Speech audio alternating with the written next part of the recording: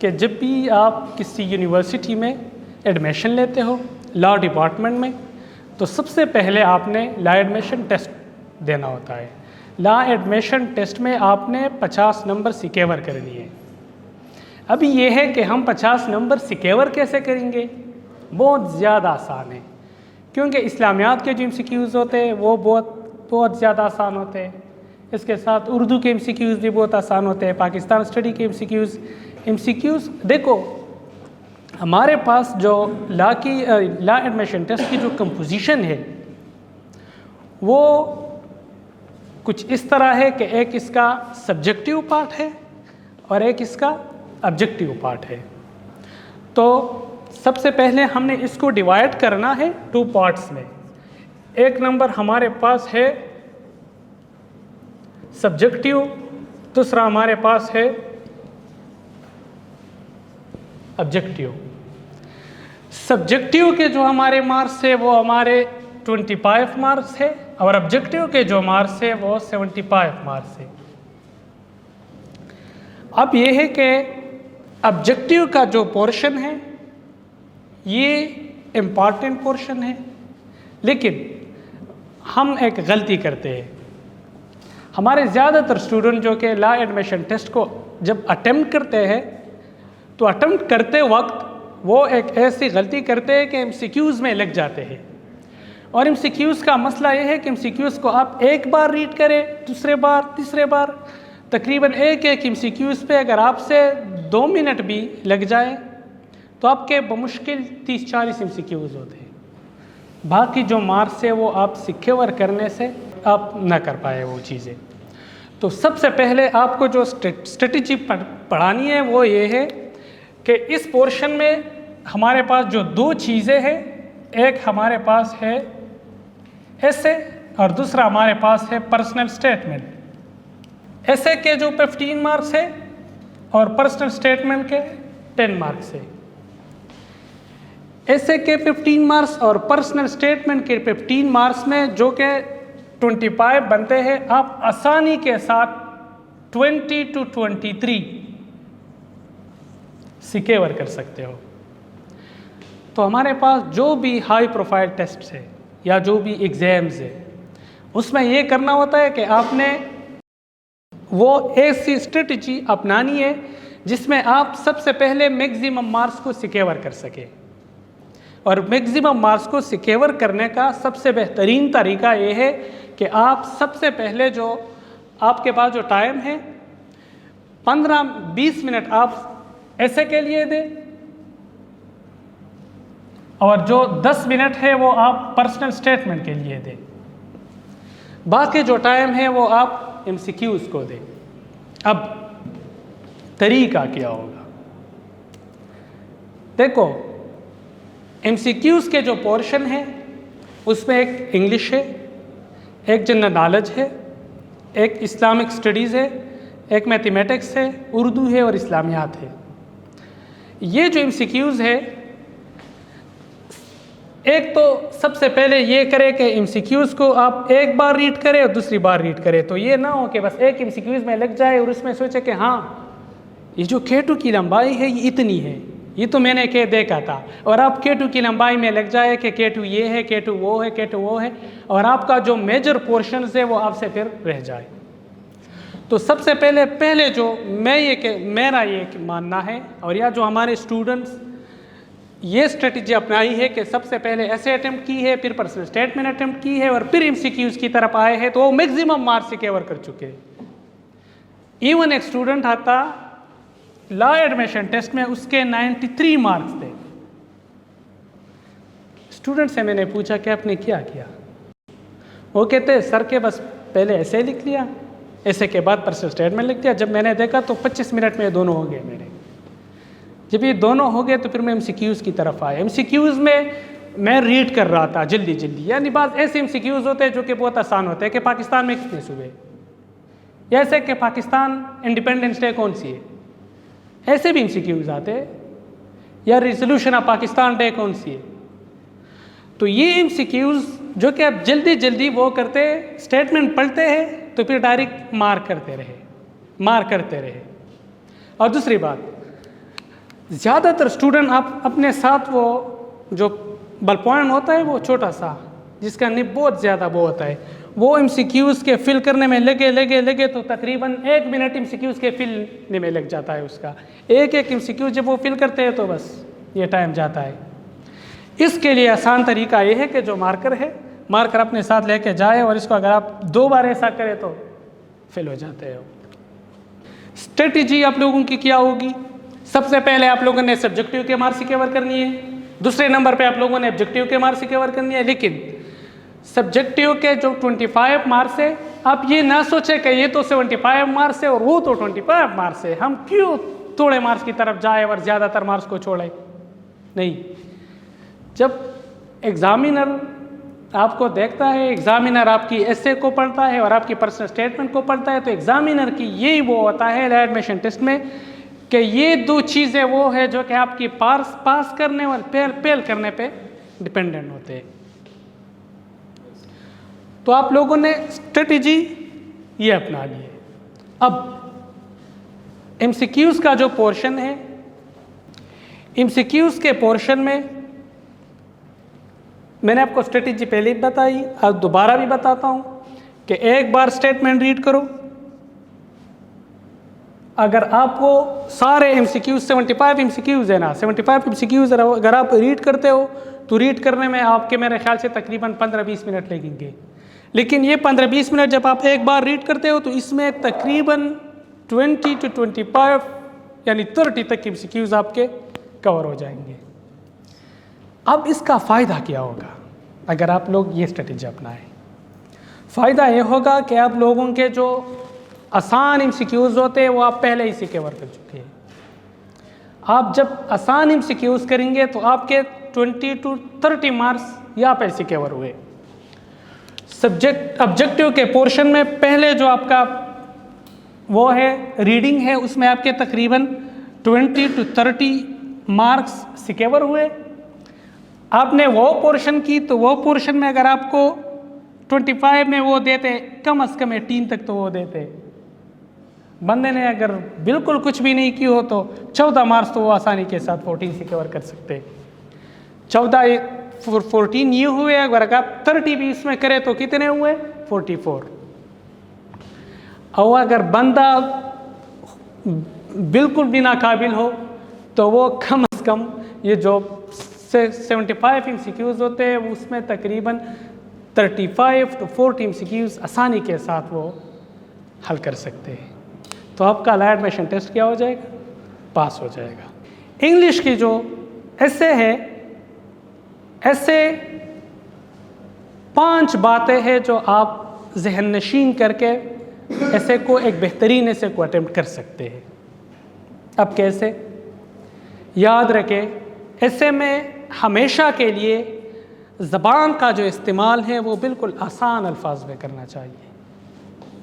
ज़्यादातर student quotation लेके, synonym antonym लेके, यानी ऐसे चीज़ें लिखते हैं जिसका एग्ज़ामिनर को कोई इंटरेस्ट नहीं होता। एग्ज़ामिनर बिल्कुल आपके मुश्किल अल्फाज में कोई इंटरेस्ट नहीं लेता। एग्ज़ामिनर को सिंपल अल्फाज लिखे। दूसरे इस चीज़ की तरफ ज़रा आता हूँ, ऐसे की तरफ, ठीक है। ऐसे में जो बातें आप लोगों ने जहन नशीन करनी चाहिए, पहले सिंपल अल्फाज इस्तेमाल करें। दूसरे, आप जब जुमला सेंटेंस लिखते हो तो सेंटेंस में इससे ना डरे कि मेरा तो इस जुमले में ये गलती आई और मैं ये करूँगा। जो डर गया वो हार गया। जुमले लिखते रहें, अपने अल्फाज में जो आए वो लिखते रहे। ये ना डरे कि बस ये तो प्रेजेंट टेंस है और ये तो पास्ट टेंस है और ये तो फ्यूचर टेंस है और ये वो है, ये वो है। जो जुमला बंदे की दिमाग में आता है ना, वो बंदा कहे पढ़ के कहे से सुना होगा, वो जुमला इसलिए आता है, तो वो जुमला ज़्यादातर सही होता है, लेकिन हम लोग वैसे ही डरते हैं। तो सबसे पहले स्ट्रेटजी आसान अल्फाज में लिखना है, प्रॉपर स्ट्रक्चर अपनाना है। स्ट्रक्चर में समझाता हूँ। प्रॉपर स्ट्रक्चर अपनाने के बाद ग्रामेटिकल मिस्टेक्स में ज़्यादा से ज़्यादा ये करें कि बस वो ना हो। और ग्रामेटिकल मिस्टेक में जुमले को जब आप कंप्लीट करें और फुल स्टॉप ना लगाए, या कामाज सेंटेंसेस में कामाज बस 5-6 कामाज एक ही सेंटेंस में लगाना, ये बहुत बड़ी मिस्टेक्स है। दूसरी बात, मिस्टेक जो कि आप जब ऐसे को पढ़ते हो या जब एग्जामिनर ऐसे को पढ़ते हैं, तो ऐसे में एक मिस्टेक जो कि हर एग्जामिनर नोट करता है वो ये है कि आप सेंटेंस को जब शुरू करते हो तो शुरू का जो लफ्ज़ है, मतलब मैं लिखता हूँ कि the independence day of Pakistan, ये मैं जुमला लिखता हूँ। अब मैंने यहाँ पे लिखा दी इंडिपेंडेंस डे, मैंने लिखा दी इंडिपेंडेंस डे और दी इंडिपेंडेंस डे, इसमें क्या फ़र्क है? वैसे भी ये द है, ये सबसे बड़ी गलती होती है। और एग्जामिनर फिर क्या करता है?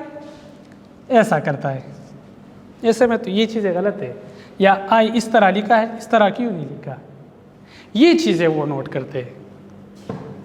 तो मेजर जो मिस्टेक्स है ग्रामर के, ये आप चैट जीपीटी को भी दे सकते हैं कि मेजर मिस्टेक्स कौन से हैं और मुझे समझाए।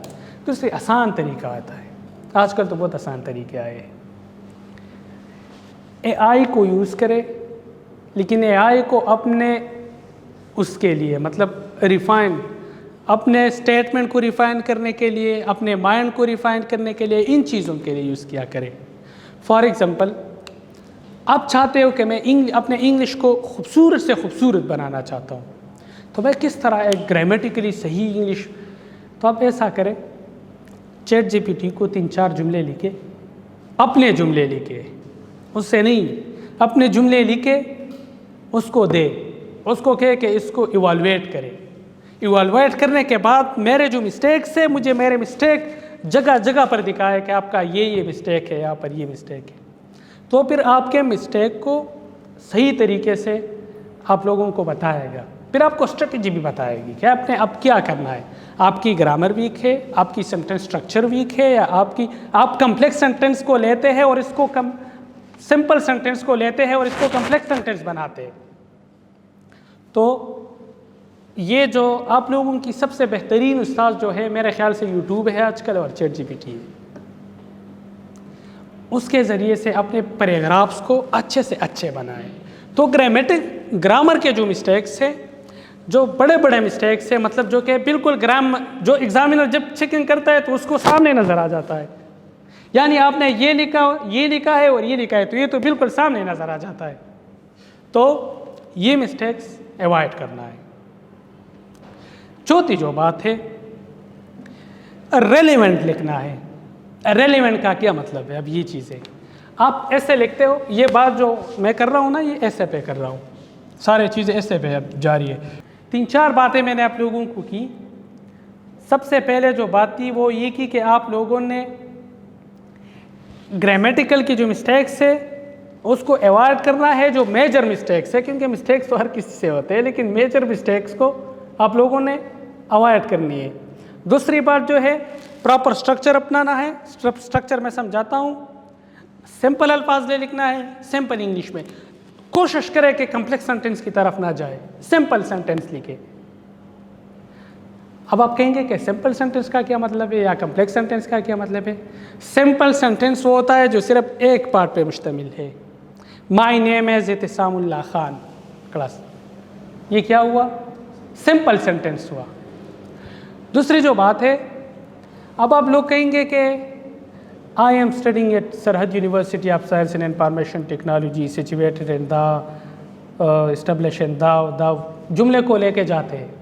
तो आप लोग सिंपल सेंटेंस से जुमले को कम्प्लेक्स की तरफ लेके जाते हैं, और हमेशा के लिए जब आप जुमले को सिंपल से कम्प्लेक्स की तरफ लेके जाते हैं तो आपसे गलतियाँ हो जाती हैं, और ये मिस्टेक फिर आपके जो ऐसे है वो उसको बिल्कुल बुरी तरह से मुतासिर करता है। तो सबसे पहले कोशिश करें कि जुमला सिंपल सेंटेंस हो हमेशा के लिए। ये ऐसे लेट का ऐसे हो, सिविल जज का ऐसे हो, पीएमएस का ऐसे हो, सीएसएस का ऐसे हो, लेकिन जुमला सिंपल सेंटेंस में, और कोशिश करें कि प्रेजेंट टेंस में लिख लिया करें, फ्यूचर और पास्ट टेंस की तरफ ना जाए। क्योंकि जब आप ऐसे लिखते हो तो जो इशू होता है वो प्रेजेंट इशू होता है। ज़्यादातर ऐसे के इश्यूज प्रेजेंट इश्यूज होते हैं। हम लोग उसको पास्ट और फ्यूचर टेंस की तरफ लेके जाते हैं तो बस एग्जामिनर को डायरेक्ट पता चल जाता है कि इसको तो इशू का पता नहीं है कि प्रेजेंट की इशू है या फ्यूचर की इशू है, तो वो डायरेक्ट ऐसे को क्रॉस कर जाता है। तो मेन ग्रामेटिकल मिस्टेक्स को भी अवॉइड कर रहा है। रेलेवेंट टू द टॉपिक, चौथी बात जो मैंने करी कि रेलेवेंट टू द टॉपिक लिखना है। रेलेवेंट टू द टॉपिक का मतलब सिंपल यही है कि फॉर एग्जांपल हम लिखते हैं कि एक टॉपिक पे हम लिखते हैं कि पॉलिटिकल इंस्टेबिलिटी इन पाकिस्तान, फर्ज की एक टॉपिक हुआ कि पॉलिटिकल इंस्टेबिलिटी इन पाकिस्तान पे आप लिखते हो और आप सबसे पहले ये हो कि जी इकोनॉमिक एक फैक्टर है, क्योंकि हम डिपेंडेंट ऑन IMF है, डिपेंडेंट ऑन वर्ल्ड बैंक है, तो आप इकोनॉमी को एक फैक्टर लेके आते हैं अपने ऐसे में कि हाँ मैं तो इकोनॉमी को एक फैक्टर लेके आऊँगा। दूसरा कहते हो कि यार इम्बैलेंस ऑफ द इंस्टीट्यूशंस है, हमारे जो इदारे हैं उसके दरमियान बैलेंस नहीं है। तीसरे नंबर पर आप आते हो कि यार हमारे मुल्क में जो है तो फ्लड वगैरह क्लाइमेट चेंज आते हैं, से बुनेर में आया, इस तरह दूसरे इलाकों में भी आते हैं, ज़लज़ले आते हैं, तो ये भी एक फैक्टर है हमारी इंस्टेबिलिटी में, क्योंकि जब ज़लज़ले आते हैं तो तबाही मचाती है, तबाही मचाने के लिए फिर जो स्टेट होता है स्टेट फंड्स प्रोवाइड करते हैं और फंड हमारे पास है ही नहीं, तो इंस्टेबल ही हो जाते हैं ना। तो आप कहते हो कि हाँ मैं भी ये एक फैक्टर लेके आता हूँ, तो तीसरा फैक्टर आपका वो हुआ। अब आप ऐसे करते हो कि अपने ऐसे में इन तीनों फैक्टर्स को बुनियाद बना के इस पे आप बस सिर्फ अपने ऐसे को बहस करते हो कि नहीं बस मैंने इन तीनों चीज़ों को ऐसे में लिखना है, बाकी कुछ भी नहीं लिखना। तो ये जो चीज़ें हैं, अब आप इकोनॉमी पे बात करते हो और इकोनॉमी के पैराग्राफ में आप इंस्टीट्यूशनल इम्बैलेंस की बात लेके आते हो, और इंस्टीट्यूशन इम्बैलेंस की बात में कहते हो कि यार हम तो IMF पे डिपेंडेंट हैं। यार तो IMF पे डिपेंडेंट है तो इकोनॉमी में ये बातें करो ना। तो इसको कहते हैं रेलेवेंट, कि रेलेवेंट क्या होते हैं। आखिरी बात है स्ट्रक्चर पे आप लोगों ने सबसे ज़्यादा तवज्जो देना है। अब ऐसे की स्ट्रक्चर में क्या क्या चीज़ें हैं। सबसे पहले आप लोगों ने इंट्रोडक्शन लिखना है। दूसरे जो बात है आप लोगों ने बॉडी की तरफ लेके आना है। तीसरे जो है तो कंक्लूजन को लिखना है। इंट्रोडक्शन, बॉडी और कंक्लूजन। देखो आप जो भी पैराग्राफ लिखते हो, सबसे पहले आपको मैं पैसेज या पैराग्राफ उसूल सिखाता हूँ। पैराग्राफ के जो पहला सेंटेंस है उसको हम कहते हैं इंट्रोडक्टरी सेंटेंस। 2, 3 और 4 वाली जो सेंटेंस है या 5 वाली उसको हम कहते हैं सपोर्टिव सेंटेंस, यानी इंट्रोडक्टरी, सपोर्टरी और कंक्लूडरी या कंक्लूडिंग सेंटेंस। तो जो इंट्रोडक्टरी जो सेंटेंस है वो पैराग्राफ के जो पहला सेंटेंस है उसको हम इंट्रोडक्टरी कहते हैं। दूसरा, तीसरा और चौथी जो सेंटेंसेस है उसको हम सपोर्टिव कहते हैं, और आखिर लास्ट में जो सेंटेंस है उसको हम कंक्लूडिंग कहते हैं। अब इंट्रोडक्शन जिस तरह इंट्रोडक्टरी सेंटेंस है उस तरह इंट्रोडक्टरी पैराग्राफ भी है। जिस तरह सपोर्टिव सेंटेंस है इसी तरह बॉडी भी है, और जिस तरह कंक्लूजन है उसी तरह, जिस तरह ये कंक्लूडिंग सेंटेंस है उस तरह कंक्लूडिंग पैराग्राफ भी है। फॉर एग्जांपल मैंने आपको पहले भी कह दिया कि हम लिखते हैं कि पॉलिटिकल इंस्टेबिलिटी इन पाकिस्तान, ये एक जनरल सा टॉपिक है। टॉपिक को मैंने क्या दिया, पॉलिटिकल इंस्टेबिलिटी इन पाक। पॉलिटिकल इंस्टेबिलिटी इन पाकिस्तान में हम कहते हैं कि हम तीनों चीज़ों को कंसिडर करेंगे। पहले नंबर पर हम इकोनॉमी पे लिखेंगे, दूसरे नंबर पर हम इम्बैलेंस ऑफ इंस्टीट्यूशंस पे लिखेंगे, और तीसरा जो है तो हम वो पे लिखेंगे क्लाइमेट चेंज। अब सबसे पहले इंट्रोडक्टरी जो पैराग्राफ है, इंट्रोडक्टरी पैराग्राफ में 1, 2, 3, 4 जुमले हम लेके आएंगे। इंट्रोडक्टरी पैराग्राफ में हम वो चारों जुमले लिखेंगे। जब इंट्रोडक्टिव पैराग्राफ में हम ये चारों जुमले लिख लिए तो इसके बाद जो बॉडी है तो बॉडी में हम फिर तीनों पैराग्राफ्स को लेके आएंगे। एक इकोनॉमी पे एक पैराग्राफ, एक इम्बैलेंस ऑफ इंस्टीट्यूशन पे एक पैराग्राफ और एक क्लाइमेट चेंज पे एक पैराग्राफ लिखेंगे। तो ये क्या हुआ, 4 पैराग्राफ्स टोटल हमारे पास बने और आखिर का जो पैराग्राफ है वो अब कंक्लूजन पे लिखेंगे। तो 5 पैराग्राफ का एक ऐसे हमारे पास आया। अब जनरल रूल्स को भी देखना है आप लोगों ने। लेट के जो पैराग्राफ है, लेट के जो ऐसे है और पर्सनल स्टेटमेंट है, आपने 200 वर्ड्स लिखनी है। 200 वर्ड्स तकरीबन 3 पैराग्राफ्स में आसानी के साथ एडजस्ट हो जाते हैं। 2 में भी एडजस्ट होते हैं लेकिन ज़्यादातर 3 में मुनासिब लगता है अगर एडजस्ट करे बंदा। अब 3 पैराग्राफ्स आप लोगों को लेके आने हैं, लेकिन 3 पैराग्राफ्स में ये चीज़ें अगर आप कहते हो कि लिखनी है तो 2-2 और 3-3 सेंटेंसेस सिर्फ इन चीज़ों पे लिखेंगे आप। लेकिन इसमें फिर ये नहीं करेंगे कि इसके लिए अलग अलग पैराग्राफ्स देंगे, नहीं। इंट्रोडक्टिव पैराग्राफ देंगे 5 सेंटेंसेस का। इंट्रोडक्टिव पैराग्राफ के बाद एक एक जुमले में ये चीज़ें लिखेंगे इंट्रोडक्टिव पैराग्राफ में। और जब बॉडी की तरफ आते हैं तो इकोनॉमी पे, इम्बैलेंस पे और क्लाइमेट चेंज पे आप 3-3 सेंटेंसेस लिखेंगे, सेंटेंसेस एक ही पैराग्राफ में। तो आप लोगों का एक बड़ा सा पैराग्राफ बन जाएगा और फिर कंक्लूडिंग पैराग्राफ लिखनी है।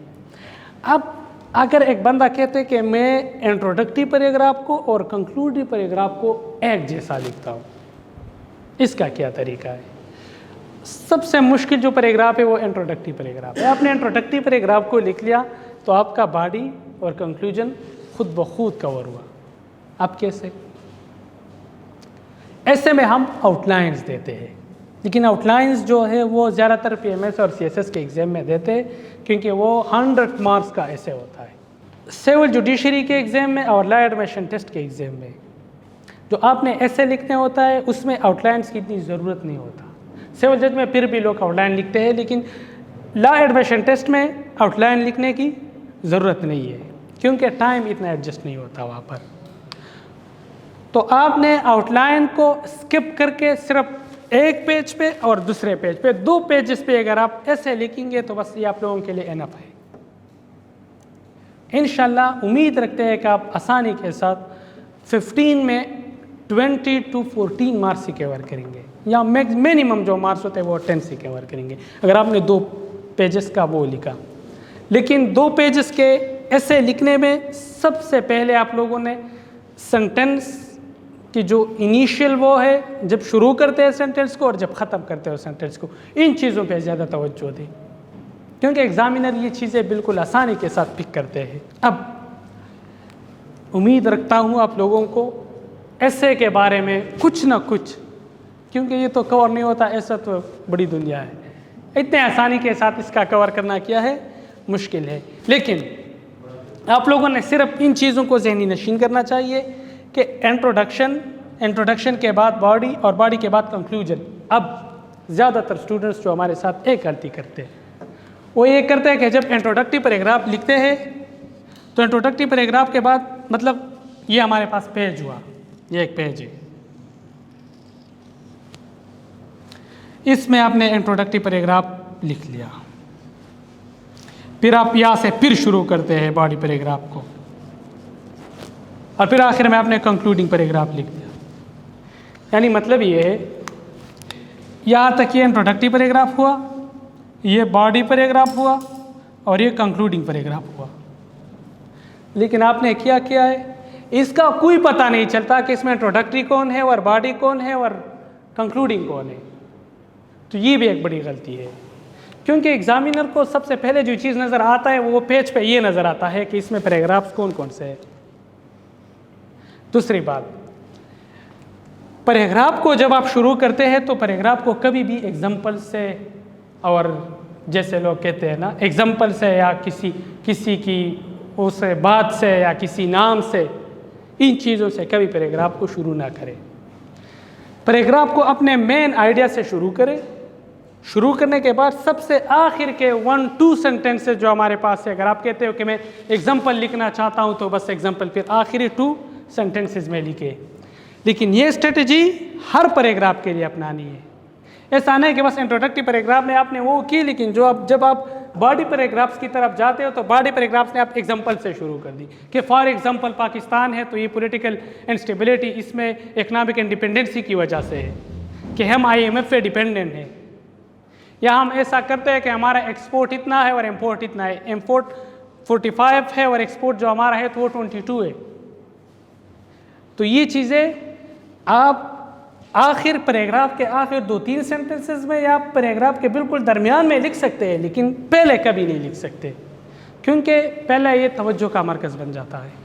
जब एग्ज़ामिनर चेक करता है तो एग्ज़ामिनर को सबसे पहले वो कहेंगे कि इसको तो पैराग्राफ का पता ही नहीं है कि कहाँ से लिखनी है और कैसे लिखनी है। तो फिर आपका जो ऐसे है, अगर एग्ज़ामिनर आपको 14 नंबर देना चाहे तो फिर आपको बमुश्किल 7 या 8 नंबर देंगे या 6 नंबर देंगे कि इसको तो बिल्कुल बेसिक पैराग्राफ के बेसिक राइटिंग के बारे में पता नहीं है। तो ये मिस्टेक्स अवॉइड करनी है। दूसरी बात, उसी दिन एक बंदा आया, हमारा एक सीनियर है, वो PMS की तैयारी करता है, वो आया, वो अपने साथ ऐसे लेके आया, तो ऐसे में उन्होंने टॉपिक्स दिए थे। जैसे मैंने आप लोगों को बताया कि आप पॉलिटिकल इंस्टेबिलिटी की पे बात करते हो तो आप इकोनॉमी को लेते हो, इम्बैलेंस ऑफ इंस्टीट्यूशंस को लेते हो और क्लाइमेट चेंज को लेते हो। तो उसने इकोनॉमी इकोनॉमिक फैक्टर को लिया था और इकोनॉमिक फैक्टर में फिर IMF, वर्ल्ड बैंक, यानी जैसे हम लोग क्वेश्चन अटेम्प्ट करते हैं, ये गलती कभी मत करना, क्योंकि ज़्यादातर लोग यही मिस्टेक भी करते हैं। ऐसे एक रो फॉर्म में होता है।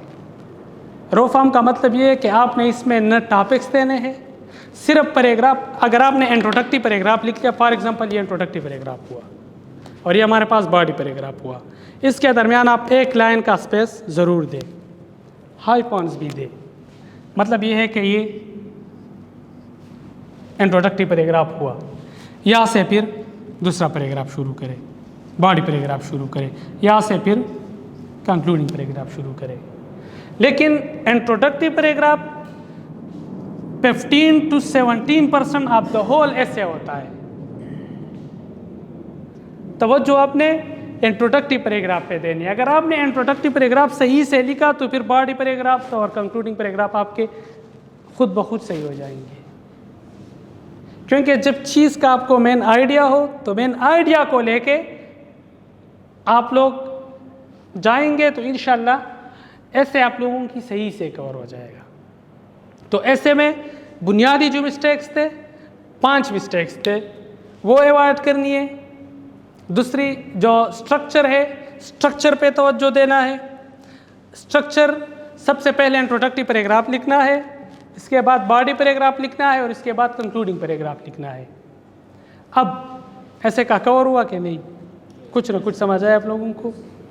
अब आते हैं पर्सनल स्टेटमेंट की तरफ। हमारे पास पर्सनल स्टेटमेंट के जो मार्क्स होते हैं वो 10 मार्क्स होते हैं। पर्सनल स्टेटमेंट में आप लोगों ने अपने पॉइंट ऑफ व्यू को अल्फाज में लिखना है, अपने पॉइंट ऑफ व्यू को। पर्सनल स्टेटमेंट आप ये नहीं कह सकते कि कायद-ए-आज़म ने कहा था कि काम करो काम करो और काम करो। वो आपसे कायद-ए-आज़म का नहीं पूछते, वो आपसे आपके बारे में पूछते हैं।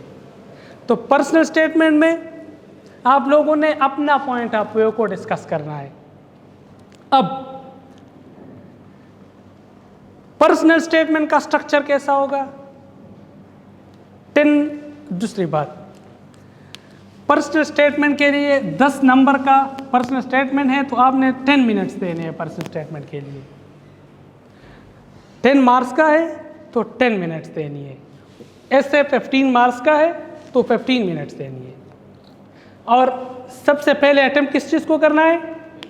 सबसे पहले ऐसे को अटेम्प्ट करना है, बाद में पर्सनल स्टेटमेंट को अटेम्प्ट करना है, बाद में MCQs की तरफ आना है। क्योंकि जब आप MCQs की तरफ आते हैं तो MCQs में आप उलझ जाते हैं तो फिर वो 25 मार्क्स तो वैसे भी गए और MCQs के भी तकरीबन 30-35 MCQs आप मुश्किल करेंगे। फिर स्ट्रेटजी ये वाली अपनानी है जो मैंने आप लोगों को अभी पढ़ाया। अब पर्सनल स्टेटमेंट के स्ट्रक्चर की तरफ आते हैं कि पर्सनल स्टेटमेंट को आप लोगों ने कैसे लिखना है। इसमें भी यही है, इंट्रोडक्शन लिखना है, बॉडी लिखना है, कंक्लूजन लिखना है। पर्सनल स्टेटमेंट में इंट्रोडक्शन लिखना है, बॉडी लिखना है और इसके बाद कंक्लूजन की तरफ आप लोगों ने आना है और चीज़ को कंक्लूड करना है। अब इंट्रोडक्शन में हम लोग पर्सनल स्टेटमेंट के इंट्रोडक्शन में क्या लिखेंगे? सबसे फॉर एग्जांपल मैं आप लोगों के लिए एक टॉपिक चूज करता हूं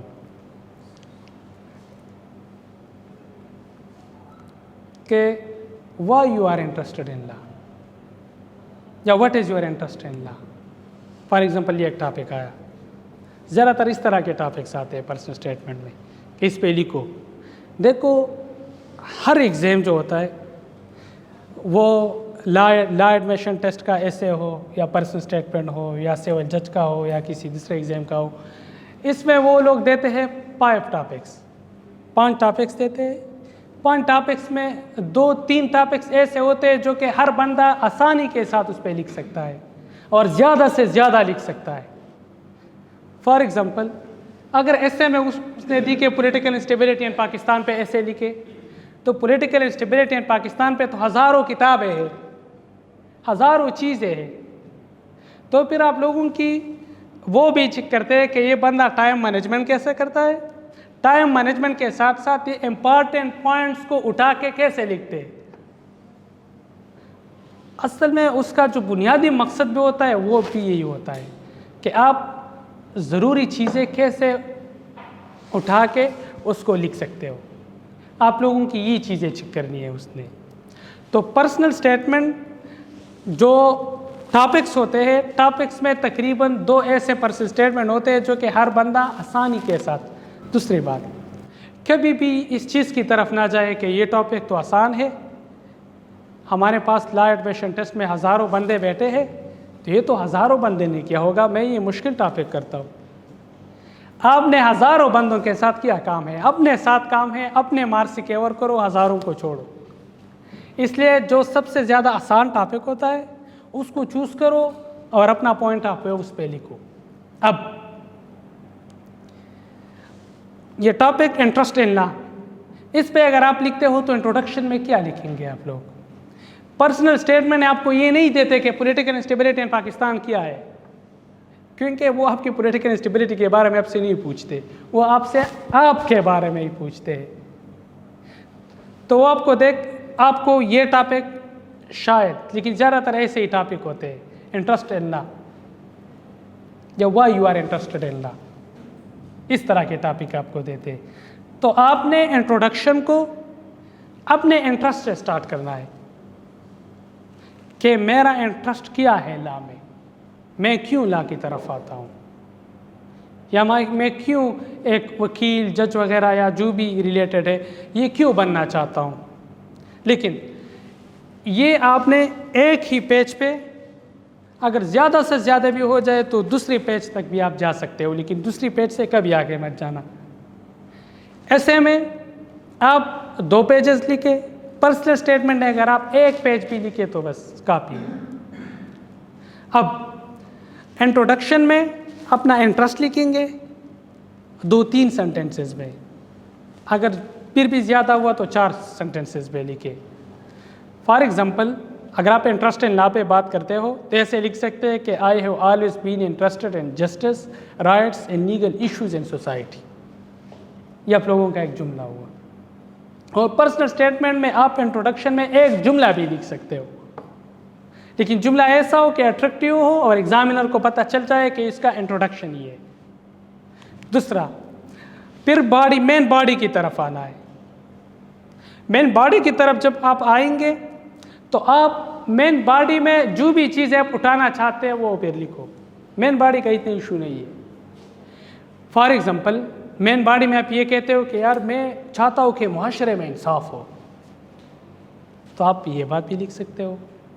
ये भी लिख सकते हो कि आप चाहते हो कि मैं कॉम्पिटेंट वकील बनूं, तो ये बात भी आप कर सकते हो। आप कहते हो कि यार पाकिस्तान में जुडिशल एक्टिविज़म ज़्यादा है तो इसलिए मुझे जज बनना है, जज बन के मैं एम्बेलेंस ऑफ इंस्टीट्यूशन ले आऊँगा तो जुडिशल एक्टिविज़म कुछ हद तक ख़त्म हो जाएगा, ख़त्म नहीं तो कम ज़रूर हो जाएगा।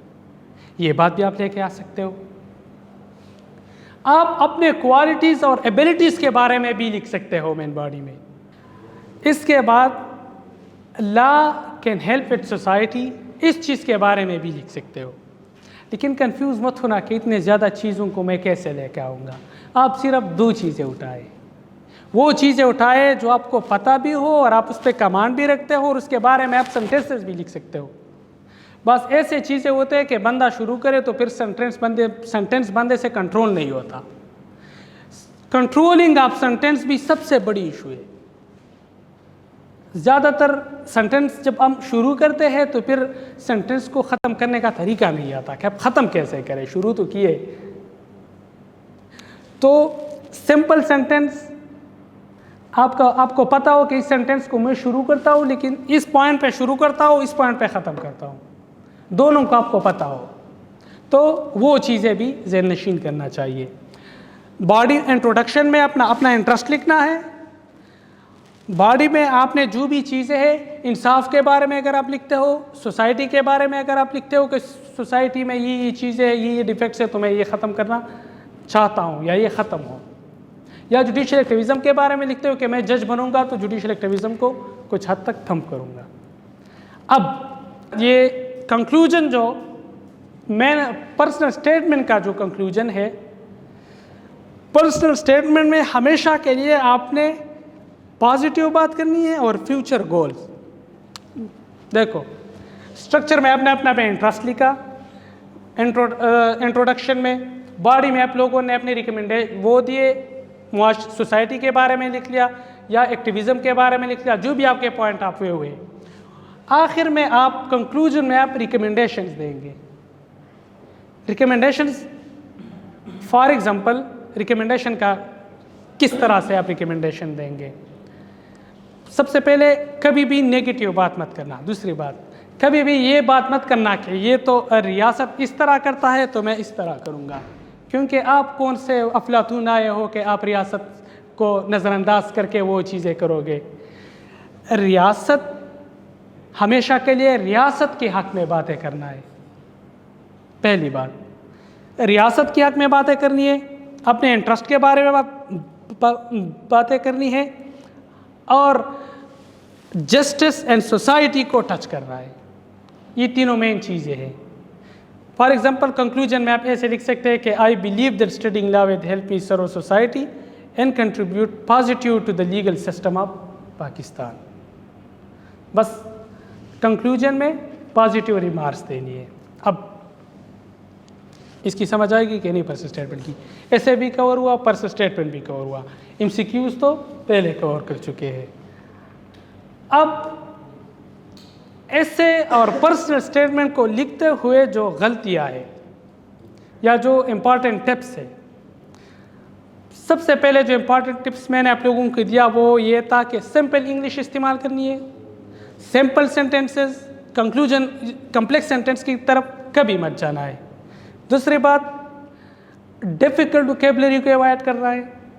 ऐसे वोकेबलरी जो एग्जामिनर को या आम बंदे को समझ ना आए वो बिल्कुल अवॉइड करनी है। सादा सादा जुमले लिखने हैं और सादा सादा अल्फाज में लिखने हैं ताकि हर किसी को समझ आए। हॉनेस्ट मतलब रियल फैक्ट्स को लिखना है, उधर उधर हवाई बातें नहीं करनी है। फॉर एग्ज़ाम्पल, आप ये जो अफ़गान बॉर्डर जो कशीदगी है इसके बारे में ऐसे एक चीज़ को, इकनॉमिक फैक्टर को लेके आते हो और आप कहते हो कि हमारे जो डेली एक रिपोर्ट के मुताबिक जो डेली अफ़गानिस्तान का जो रास्ता है इससे तकरीबन 10 to 20 मिलियन रुपीस बिजनेस होता था तोरखम बॉर्डर से। तो आप 10 to 20 को यहाँ पे मेंशन करना चाहते हो तो फिक्स फिगर को मेंशन करो। कभी भी फिक्स फिगर को अवॉइड करके अपने आप से चीज़ें ना लिखो। जो आपको सही से पता है वो चीज़ें सही से लिखो, जो आपको सही से पता नहीं है उसको बिल्कुल अवॉइड करो।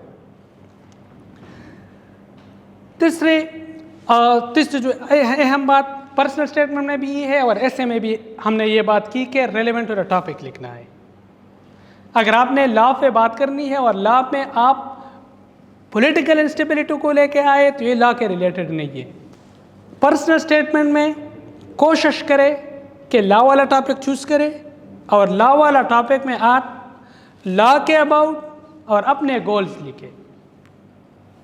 लॉ वाला टॉपिक चूज़ करें और लॉ में लॉ के रिलेटेड, लॉ एंड जस्टिस के रिलेटेड और अपने फ्यूचर गोल्स के रिलेटेड। इंट्रोडक्शन में अपना इंटरेस्ट, बॉडी में जो भी चीज़ें आप कंसिडर करना चाहते हो 2-3 चीज़ें वो कंसिडर करो और आखिर में पॉजिटिव रिकमेंडेशंस दो। अब एक ही चीज़ रह गया आखिर में, वो चीज़ ये है कि आपने टाइम मैनेजमेंट कैसे करनी है, क्योंकि एमसीक्यूज़ का जो पोर्शन है 75 मार्क्स का एमसीक्यूज़ पोर्शन है। एमसीक्यूज़ पोर्शन में आपके साथ इंग्लिश है, इंग्लिश में आपने वोकैबुलरी देखनी है, सिनोनिम एंटोनिम देखने हैं, सेंटेंस देखने हैं। और सबसे आसान तरीका जो मैं आप लोगों को समझाता हूँ, प्रीवियस लॉ एडमिशन टेस्ट के वो ले पेपर्स ले, लॉ एडमिशन टेस्ट के प्रीवियस पेपर्स को चैट जीपीटी से एनालाइज करे और चैट जीपीटी को दे के मुझे 100 एमसीक्यूज़ दे, मोस्ट रेलिवेंट एमसीक्यूज़ मुझे दे। इंशाल्लाह उस 100 एमसीक्यूज़ में अगर इंग्लिश वगैरह के 10 मार्क्स है तो 6 एमसीक्यूज़ वहाँ से होंगे, तो आसानी के साथ ये मसला भी आसानी के साथ हल हो जाएगा। अब जनरल नॉलेज है तो जनरल नॉलेज एमसीक्यूज़ के लिए सारी वो स्ट्रेटेजी अपनाए। जो law admission test previous exam जो हुए उसके पेपर्स को ले, एनालाइज करे और एनालाइज करने के बाद 50 या 100 एमसीक्यूज़ एक एक टॉपिक पे देखें। इंशाल्लाह आप लोगों का सारा सिलेबस उसी से कवर हो जाएगा। अब टाइम का क्या करना है, टाइम का पहले भी मैंने आप लोगों को बताया, टोटल तकरीबन 90 मिनट्स होते हैं। 90 मिनट्स में आप लोगों ने 60 मिनट्स एमसीक्यूज़ को देने, 75 एमसीक्यूज़ है, लेकिन आप जो पहला राउंड लगाएंगे ना जल्दी के साथ रीड करके, बस अगर इंडिपेंडेंस डे पाकिस्तान है तो 1947 वगैरह ये चीज़ें होते हैं उसमें, ये जल्दी जल्दी मार करो, तो उससे तकरीबन 25 to 30 एमसीक्यूज़ कवर हो जाएंगे। कवर करने के बाद आप मुश्किल एमसीक्यूज़ की तरफ आए। हर एग्ज़ाम एमसीक्यूज़ का जो एग्ज़ाम होता है वो 3 फेजेस पे मुश्तमिल होता है। पहले वाला जो फेज़ होता है वो जो सबसे ईजी एमसीक्यूज़ होते हैं, 20% ईजी एमसीक्यूज़ होते हैं जो कि तकरीबन हर बंदे को समझ आता है। दूसरा जो होता है वो मॉडरेट होता है। मॉडरेट का जो पोर्शन है वो तकरीबन 40 से लेके 60 तक होता है।